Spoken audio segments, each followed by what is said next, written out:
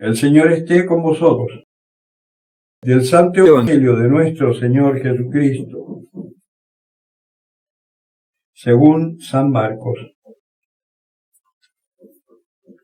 En aquel tiempo se acercó uno de los escribas a Jesús y le preguntó: ¿cuál es el primero de todos los mandamientos? Jesús le contestó: el primero es: escucha, Israel. El Señor nuestro Dios es el único Señor, y amarás al Señor tu Dios con todo tu corazón, con toda tu alma, con toda tu mente y con todas tus fuerzas. El segundo es: amarás a tu prójimo como a ti mismo. No existe otro mandamiento mayor que estos. Le dijo el escriba: muy bien, maestro, tienes razón al decir que Él es único y que no hay otro fuera de Él.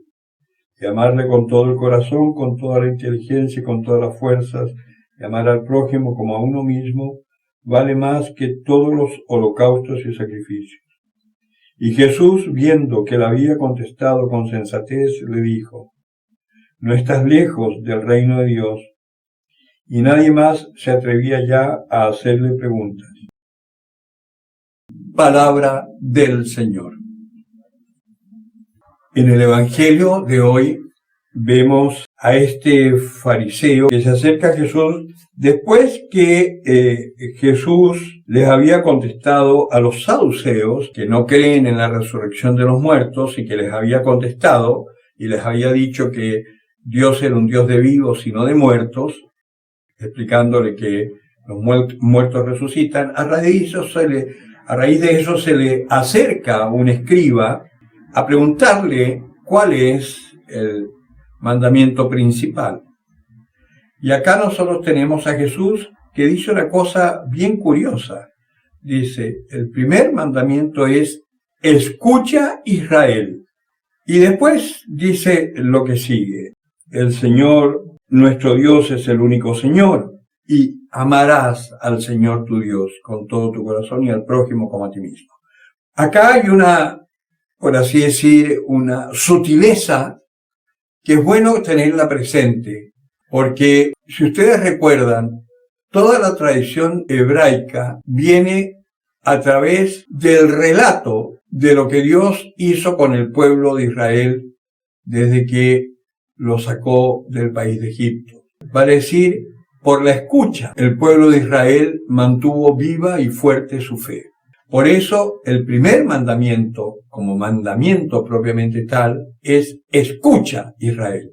Después San Pablo dirá que nosotros predicamos a un Dios crucificado, escándalo para los judíos, necedad para los paganos, pero para nosotros fuerza de Dios. Y la salvación del mundo viene a través de la necedad de la predicación. Este escucha es muy importante, porque nosotros oímos muchas cosas, pero no escuchamos. El escuchar implica prestar tal atención que esa palabra se hace carne en ti. Los judíos tenían estas sentencias de Dios que habían venido escritas en las tablas que trajo Moisés cuando bajó del monte. Los tenían como mandatos, pero el único mandato real es escucha. Y el verbo que sigue es: amarás al Señor tu Dios. Dice: escucha, Israel, yo soy el único Señor tu Dios, no tendrás otros dioses fuera de mí. Y después de eso dice: y amarás al Señor tu Dios con todo tu corazón. Y ese amarás no es un imperativo como el escucha, sino que es un futuro perfecto. Y en las buenas traducciones hay un momento en que después del decálogo dice el Señor: yo, el Señor tu Dios, lo digo y a su tiempo lo hago. Y esto tiene mucha relación con lo que decía el Señor en la Eucaristía de ayer, que decía: yo no he venido a anular la ley, sino que a darle cumplimiento. ¿Y qué cumplimiento es el que venía Dios a darle?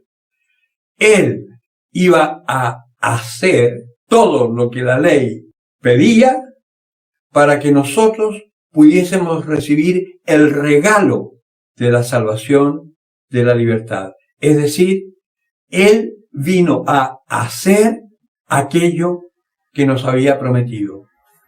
Y por seguirlo a Él, que es lo mejor que nos puede suceder, por unirnos a Él, ese amarás se convierta en ya amas. Dios, con su muerte y su resurrección en Cristo Jesús, cumplió para nosotros esa promesa y a partir de ese momento se realiza en nosotros aquello que Dios nos prometió. Y podemos amar a Dios por sobre todas las cosas, al prójimo, y también podemos amarnos a nosotros mismos. Porque si no nos amamos a nosotros mismos, ¿cómo vamos a amar a los otros? Y si no amamos a los otros, a quienes vemos, ¿cómo vamos a amar a Dios a quien no vemos? Por eso también hay un refrán que es muy lindo que dice: la caridad empieza por casa. Empieza amándote a ti mismo. ¿En qué sentido? Observa quién eres. Observa cómo has vivido. Y para eso, Oseas te trae una gran ayuda. Porque en esta palabra que hemos proclamado hoy, parte el Señor diciéndonos una cosa: vuelve Israel al Señor tu Dios, porque tropezaste por tu falta. No es que Dios te esté castigando cuando las cosas te van mal, es que tú estás haciendo mal las cosas y por eso te caes, por eso te golpea la vida. Tropezaste por tu causa, dice el Señor. Tomad vuestras promesas con vosotros y volved al Señor. Cuando nos bautizaron de pequeño, nuestros padres se comprometieron a transmitirnos la fe y ellos hicieron buenamente lo que pudieron. Pero después, cuando nosotros nos confirmamos, siendo ya un poco más adultos, nosotros hicimos una promesa que fue escuchar al Señor y seguir sus pasos. No sé si te enteraste, porque a veces la preparación para la confirmación es tan pobre que yo digo el sacramento de la confirmación es el sacramento de la despedida de los jóvenes de la iglesia, porque se confirman y no aparecen nunca más. Y resulta que en esa confirmación, ¿qué es lo que está diciendo? Que yo confirmo lo que hicieron mis padres cuando yo era pequeño y deseo ser cristiano, deseo hacer la voluntad de Dios, deseo dejarme educar por Dios. Ese es el verdadero sentido de la confirmación. Y por eso acá el Señor te está diciendo por boca del profeta, en este caso, ¿cuál es la promesa que hizo el pueblo? Cuando el Señor está hablando y el pueblo se aterroriza y le dicen a Moisés, Moisés, anda tú a hablar con el Señor y nosotros haremos todo lo que el Señor nos diga. Esa es la promesa que el Señor acá está recordando, que es la misma que has hecho tú el día de la confirmación. Volved al Señor. Y está diciendo una cosa, ¿qué tenemos que pedirle a Dios? Tú quitas toda falta. Quita toda falta. Señor, ayúdanos. Ten misericordia de nosotros. Pagaremos con nuestra confesión. Este es el meollo.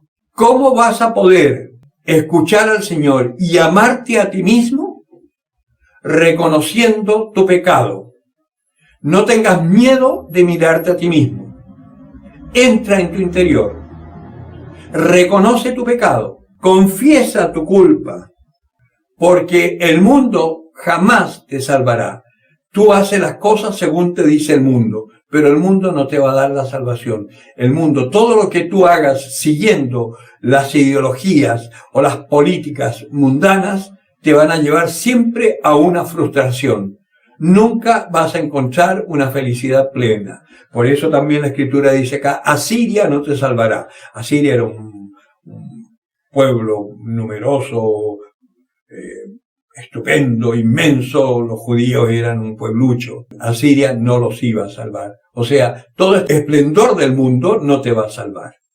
El que tengas mucha plata, el que tengas una casa estupenda en un barrio muy bueno, el que tengas estupenda educación, el que puedas tener todas las cosas de última generación y de alta gama en tu poder, no te van a hacer felices. Aunque tengas una casa en la playa y un yate, no te van a hacer feliz.